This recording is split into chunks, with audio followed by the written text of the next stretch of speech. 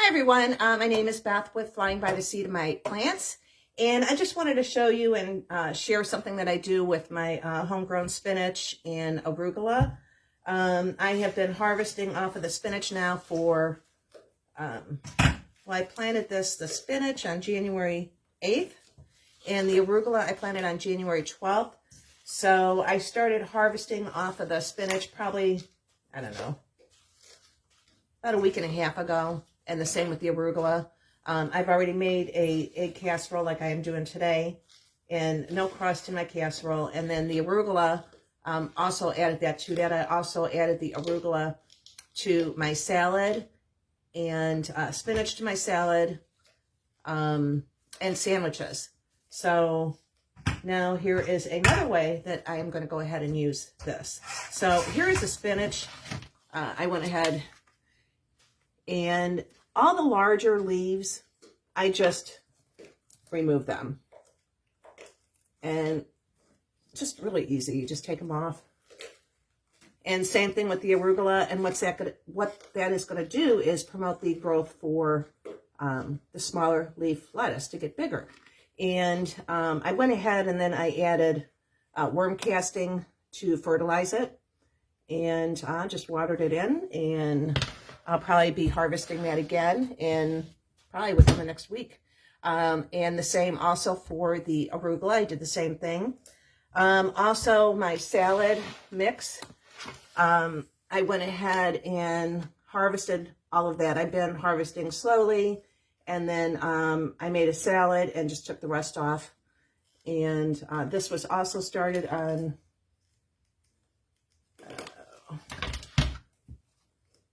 January 10th. So this was from M.I. Gardener.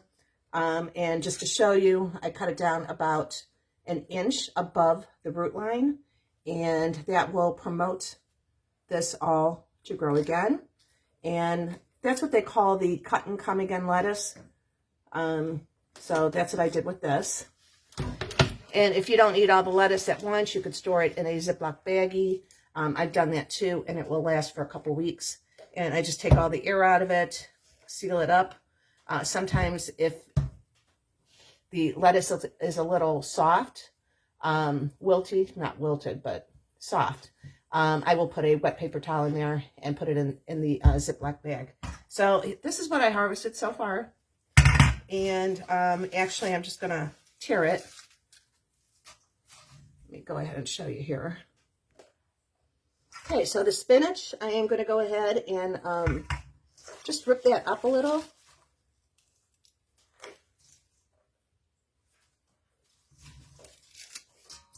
And the arugula.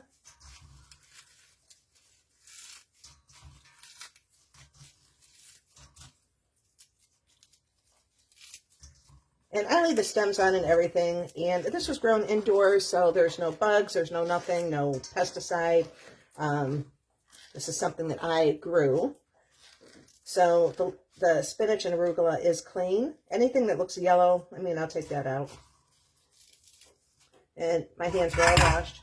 So I went ahead, and the oven is preheating to 350.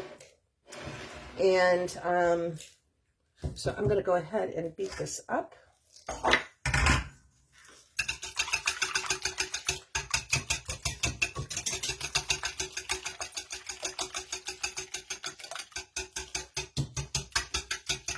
And it's getting really close to time to start getting my peppers in. And today I'm in Northeast Ohio, and I think the weather said it was actually going up to 60 degrees. So kind of blows my mind, but I'm really happy about it.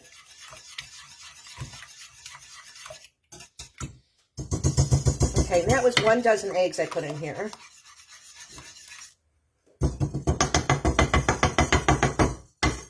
And also, I do not discard my eggshells. I save those, and I crush them up, and then I do add it to my garden when I plant my tomatoes. The eggshells, I'll be putting this in a Ziploc bag. I already have one started out, and it's out in the garage. Just crush them up a little, add them to my Ziploc bag, and save them. So when I start planting my tomatoes, I like to add the eggs It seems to work. I've been doing it for years now, but it adds an extra calcium to it. I also add banana peels. So my mom gave me some of her banana peels, and right now they're in the freezer, and I save those because I add the banana peels, eggshells in the hole when I'm planting my tomatoes. And that's to hopefully to help prevent the blossom end rot. And it's not just the calcium that you add, you also have to do regular waterings with your tomatoes, because it's the whole thing is to pull up the calcium from the soil. So you have to keep that in mind. So anyhow, all right, so I mixed up my eggs. I do use the pink Himalayan salt, so I'm going to add some of that. Probably like a quarter, maybe an eighth. And I'll tell you why, because I'm adding feta cheese to this. And of course, I did have to go to the store and buy tomatoes, cherry tomatoes. I really didn't want to do that. I hate buying tomatoes from the store, but we're still in February.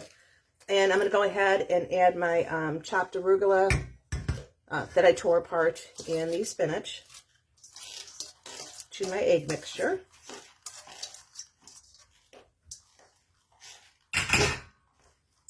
And then, let me just fold that in a little. And I just add things to this that I like. You know, if you don't like tomatoes, don't add tomatoes. If you don't like spinach, don't add the spinach. You can add cheddar cheese instead of the, I got the 5-cheese Italian, so I'll be adding that. And I love feta cheese, so I'll be adding feta cheese to it. And also pepper. I don't know, probably maybe a half a teaspoon. Yeah. I know, I don't measure everything maybe like I should. Anyhow, it always works out. Okay, so mix that up. It has the spinach and arugula in there. And then I'm going to add my, now I did cut the cherry tomatoes in half, because if you cook them whole and you bite into it, they could explode. So you don't want to do that. So anyhow, I cut those in half and adding them to the mixture. The feta cheese, now this container is 6 ounces. I'm adding all the feta cheese. And that also has salt in it, so that's why you kind of want to go light on the salt. And again, I use the pink Himalayan salt. So, add that. And the stove is preheating to 350. Oh, and I gotta add, these are green onions that I sauteed, and they were in the freezer. I chopped these up from my garden last year, so, and I went ahead and sauteed them. Smells really good. Add that to mix.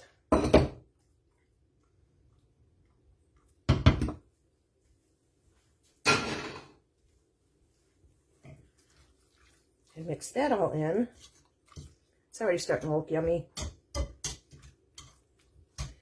And then the 5-cheese Italian. I'm going to say probably maybe a half a cup.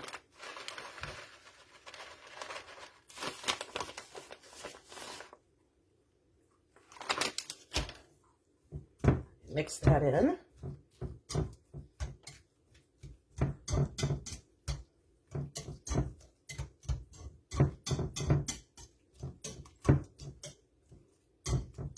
And I did saute the onions in butter. Okay, so I got my stoneware prepared. This is a Pampered Chef stoneware dish. I've used this several times, and that's why you see the discoloration, and that is good. You want that to happen with your stoneware. So I went ahead and just put a little bit of olive oil on a napkin and oiled the pan. And next, I am just going to add this to the casserole dish. I'm not using a crust.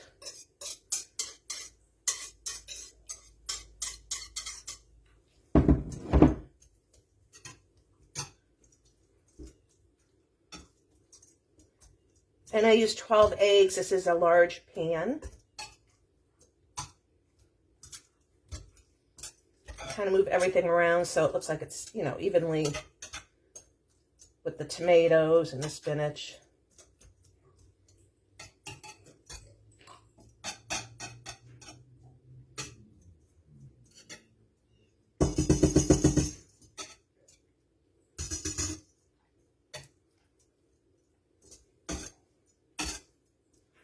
I want to get a lot of the color all over the place with the tomatoes.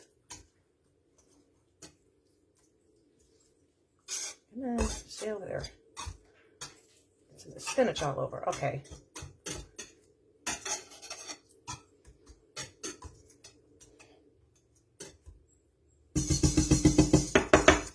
Okay, so I have the oven preheated at 350, and I'm going to pop it in there, and when I'm done with that, I'll show you what it looks like when I pull it out. So, all right, hang on.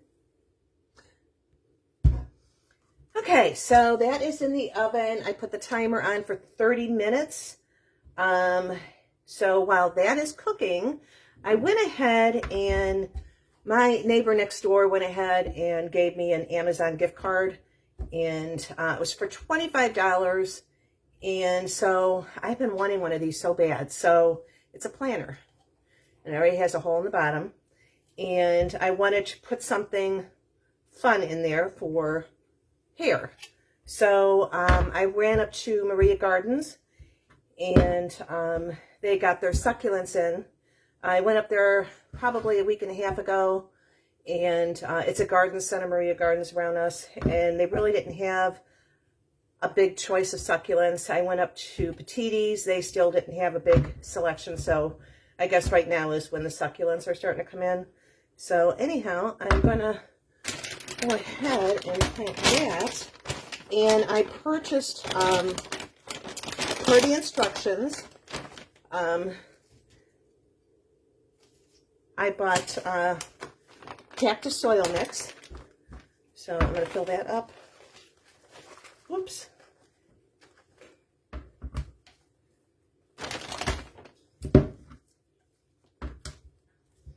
Press it down a little. And this plant is probably going to go down about that much, so add a little more.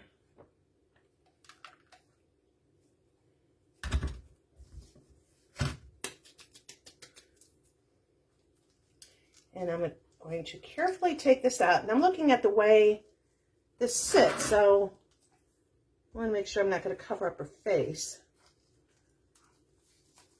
So I'll carefully remove this. And the soil feels pretty damp right now, so I'm not going to add any water to it because it is a succulent.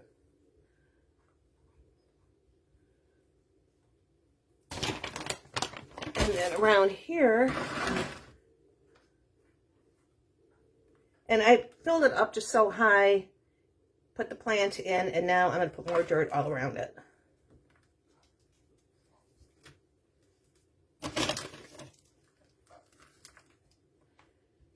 I thought, well, while I'm doing this, I might as well bring you along, right?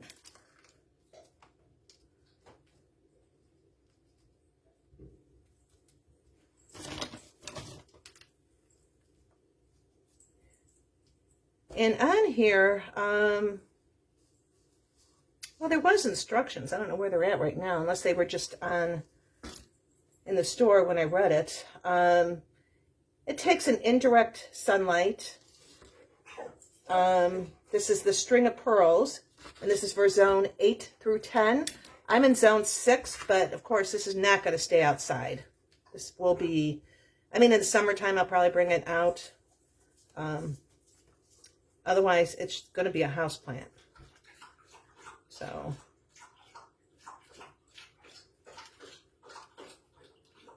just filling in all the empty spaces with the soil.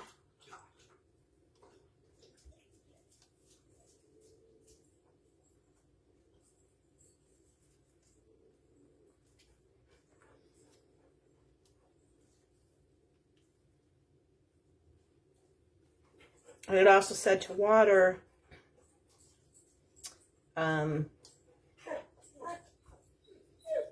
maybe once a week or once every 2 weeks. And there she is. Isn't she cute? So I'm excited about that.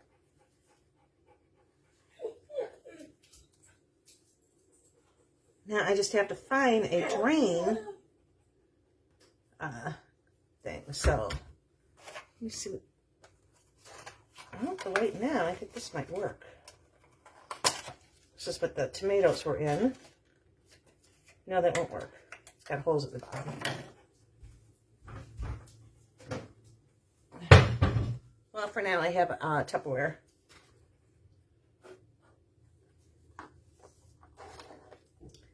Until I could find something else. But there, finally got her in. I'm excited about that.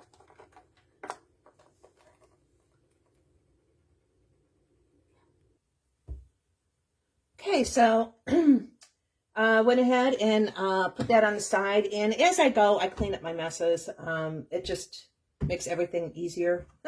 So I went in the back, grabbed my rosemary. This I started January 28th. So right now that's a week. And some still has not germinated. So I'm still waiting on some. You know, you have to be patient. And so I have tiny little sprouts. I'm not sure if you could see that or not. And then some that have not sprouted at all. Rosemary. Now on Johnny's packet, they said 78% germination rate. So we'll see. But I never give up on this. I mean, sometimes it has taken almost a month to see any sprouts. So, you know, if you're growing rosemary, please be patient with it. I'm surprised these are up so fast. I mean, it's been a week. And, you know, I already have rosemary coming up. Now I have stevia. That's starting to come up. And that's pretty spotty right now, too. And that's normal. So be patient with rosemary. Be patient with stevia. Sometimes it could take a month for germination. So don't think it's not going to happen. You know, unless you got a bunch of bad seeds, but hopefully you didn't. Like this whole cell right here, there's no germination yet. But I have had it to where I really thought I wasn't getting any rosemary, and it took almost a whole month. And then I started getting little sprouts. So there's some more rosemary. I have quite a bit in there, quite a bit of germination. And of course my onions, they're all doing good. So I just wanted to show you that. And right now I have another 15 minutes on the crustless egg quiche is what I'm going to call it. So when that is done, I will show you that. So, all right, hang on. Okay, guys, the timer just went off, and let me go get it.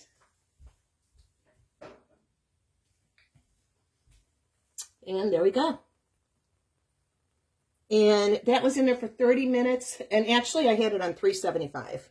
So I'm going to go ahead and cut into that.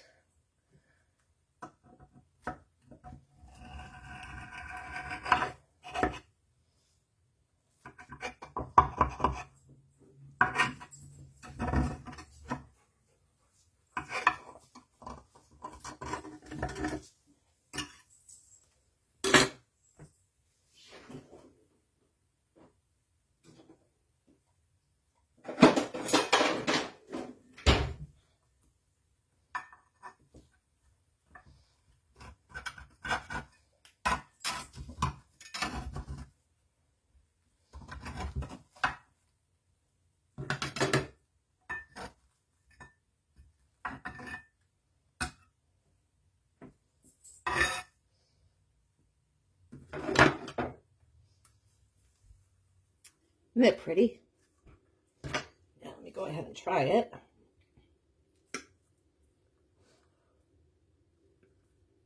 Just came out of the oven, so it's really hot.